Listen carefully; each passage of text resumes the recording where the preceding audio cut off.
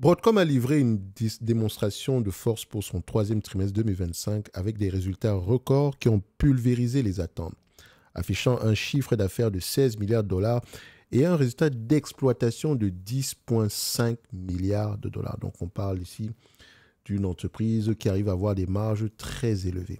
La performance est propulsée par deux moteurs en hyper-croissance, à savoir les semi-conducteurs pour l'IA, dont les revenus ont bondi de 63% pour atteindre 5,2 milliards de dollars, et la franchise logicielle VMware qui continue son intégration réussie. Donc, la visibilité sur la croissance future a été radicalement améliorée par deux annonces majeures.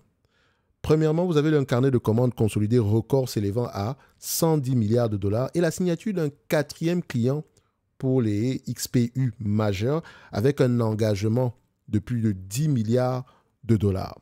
Donc, ce sont leurs fameuses puces personnalisées. Donc, forte d'une prévision de revenus de 17,4 milliards de dollars pour le T4, l'entreprise confirme sa trajectoire.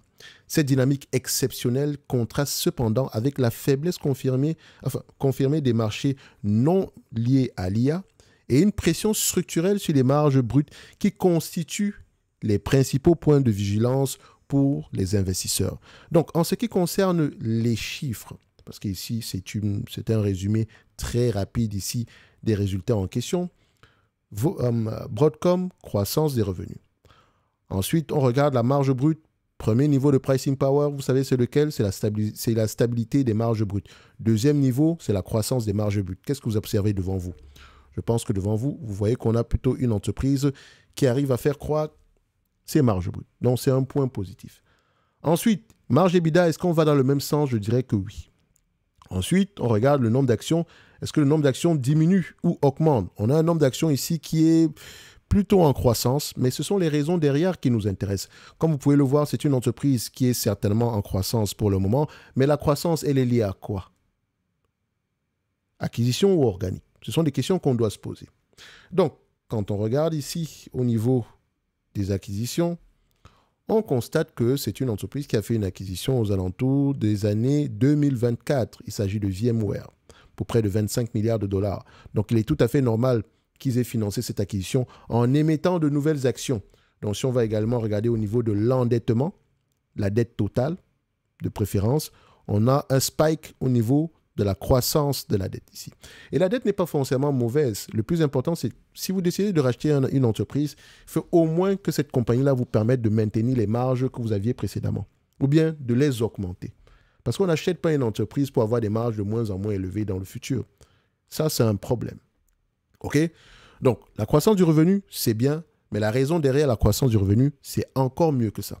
Et c'est le moment pour moi ici de parler un tout petit peu de ce qu'on appelle l'analyse fondamentale. Beaucoup de personnes pensent que l'analyse fondamentale se limite à des chiffres. Je vais vous dire une chose, c'est que les chiffres, c'est la partie la moins importante. Enfin, la moins déterminante, on va le dire comme ça. Important, certains vont comprendre, vont se dire ici que ça ne vaut pas la peine de les regarder. Non, non, les chiffres sont importants. Mais c'est l'interprétation, c'est la raison derrière ces chiffres-là qui est déterminante. Parce que quand vous me dites qu'une entreprise a une croissance de 60% en termes de chiffre d'affaires, ok, c'est bien, mais c'est quoi la raison? Si la raison, c'est parce qu'elle a signé un nouveau contrat, ou bien imaginez que c'est une entreprise qui vend de la machinerie, par exemple, la machinerie lourde, et qu'elle a vendu pour 100 millions ce trimestre, ok? Et qu'on se rend compte que par rapport au trimestre précédent, c'est une croissance ici de 50%.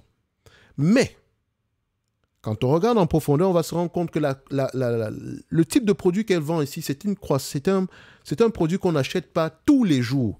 Donc, c'est une commande ponctuelle.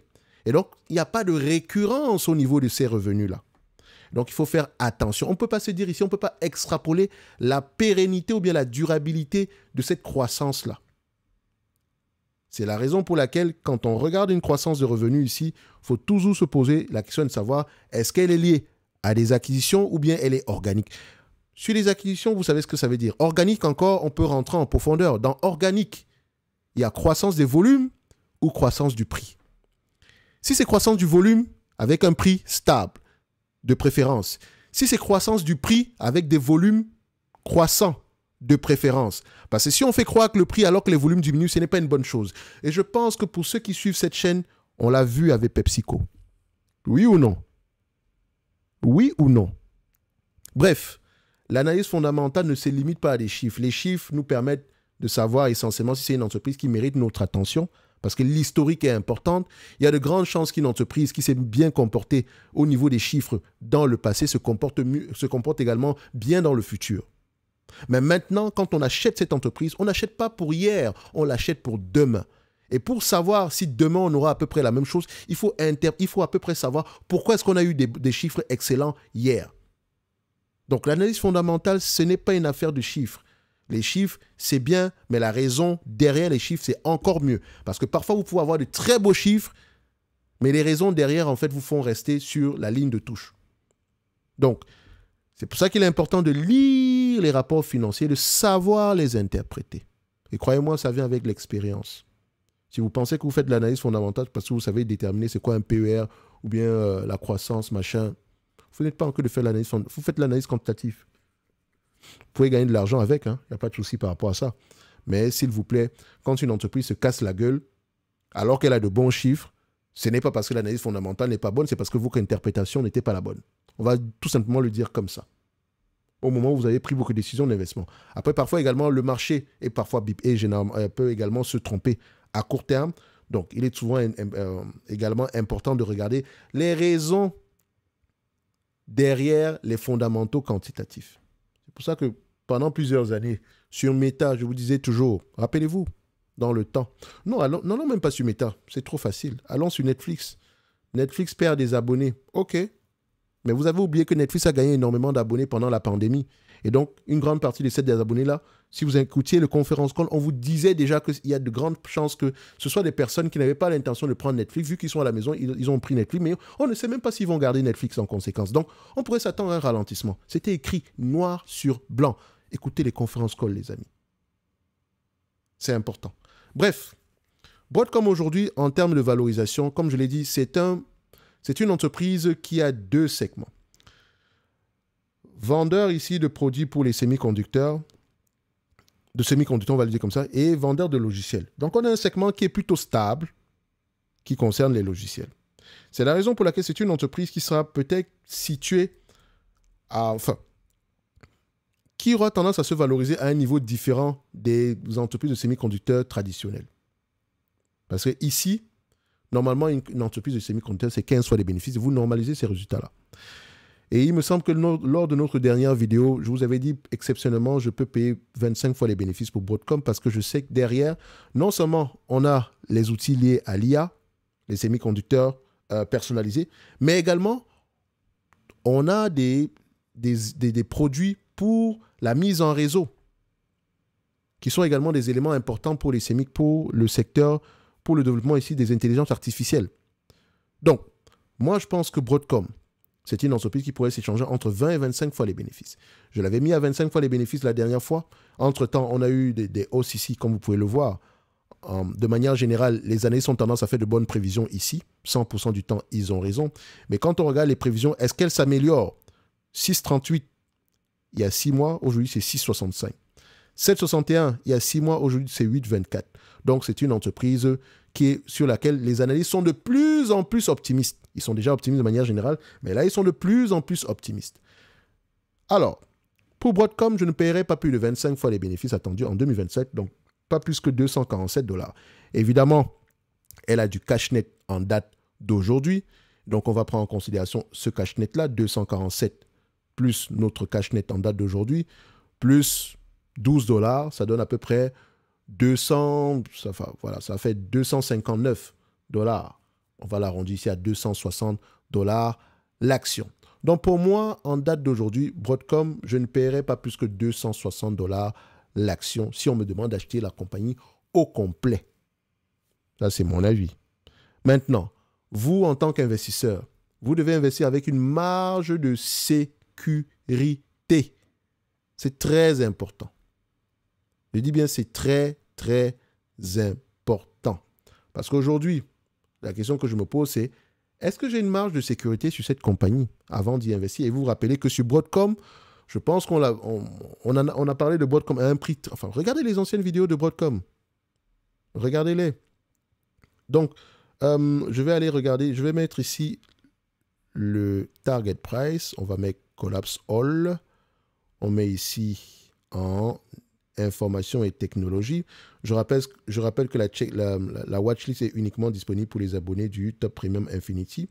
Pour ceux qui sont abonnés présentement et qui n'ont pas encore accès, faites-le moi savoir dans l'onglet communauté de Podia. Pour les autres, on se donne rendez-vous au mois de novembre, parce qu'il est présentement, enfin, mois de novembre, on va le dire comme ça. Donc, on cherche la compagnie qu'on appelle Broadcom. OK? Voilà, elle est là. La dernière fois, c'était 240 $ l'action, donc target price. Aujourd'hui, ça sera plutôt 260 $ l'action. Et je mets la date d'aujourd'hui, de telle sorte que si vous recherchez une entreprise sous-évaluée, si vous cherchez une idée d'investissement ici, vous allez savoir qu'on a fait la vidéo le 5 du mois de septembre 2025. C'est ce qui vous permet ici de savoir quelle vidéo il faut regarder directement, parce que je fais beaucoup de vidéos. Enfin, j'en faisais énormément par le passé, sauf que, bref, j'en fais toujours énormément par rapport à la moyenne des personnes qui font des vidéos sur les analyses quantitatives. Bref, sur Broadcom, je reste optimiste en termes de croissance du chiffre d'affaires, etc. Mais en termes d'opportunités, ça n'engage que moi. Je reste sur les lignes de côté. Je ne conçois pas payer le prix actuel. Si on descend à peu près à ce niveau-là, sinon moins que ça, ça pourrait être intéressant. Maintenant, Broadcom, c'est une entreprise qui paie un dividende. Si on me distribue la totalité des dividendes attendus en 2027, la majeure partie des bénéfices attendus en 2027, si on me les distribue en dividendes par rapport au prix actuel, j'aurai à peu près un rendement sur coût d'acquisition de combien? De 3%. Ce n'est pas intéressant pour moi. Moi, c'est à partir de 6 que je commence à regarder les choses. En tout cas, pour moi, Broadcom, c'est une belle entreprise, très bon résultat, compagnie intéressante à suivre, surtout si vous voulez accumuler de la connaissance sur tout ce qui concerne ici l'intelligence artificielle, parce qu'on a parlé des ASICs, oui ou non? Ceux qui ont accès aux analyses sectorielles, vous pensez que je suis un fou? Une entreprise s'analyse de la base vers le sommet. Soit vous êtes bottom-up, donc vous quittez de la micro à la macro, ou vous êtes top-down, où vous quittez de la macro vers la micro. Et quand je parle de macro, je parle essentiellement de la macroéconomie qui concerne nos entreprises. OK? Donc, mon sommet sera au niveau de l'analyse sectorielle. Et c'est quelque chose que je propose uniquement dans le service Top Premium. Enfin, quand je dis uniquement, si vous êtes dans l'accélérateur, vous avez également accès à ce service-là. Mais c'est dans le Top Premium Infinity. Et vous voyez que au fur et à mesure que le temps passe, ça nous sert. Je pense que j'ai partagé quelques notes d'analyse sectorielle pour les semi-conducteurs par le passé. Vous pouvez aller voir les anciennes et voir à peu près si le scénario qu'on avait planifié, enfin pas planifié, parce que je ne planifie rien du tout, c'est un ensemble ici d'agrégation sur les différentes lectures que j'ai tendance à faire sur différents secteurs d'activité dans ce domaine-là. Essayez d'aller regarder sur le scénario de départ par rapport à ce qu'on pensait par le passé. Est-ce que ça ne se réalise pas en date d'aujourd'hui? On peut appeler ça un coup de chance. Mais si 2, 3, 4, 5, 6, 7 entreprises vous parlent de la même chose, ça veut dire qu'il y a quelque chose à aller regarder. D'accord? Bref, pour ceux qui n'ont pas accès au Top Premium, rendez-vous au mois de novembre. De toutes les façons, vous serez au courant par rapport à ça parce qu'on fera un marathon comme la dernière fois.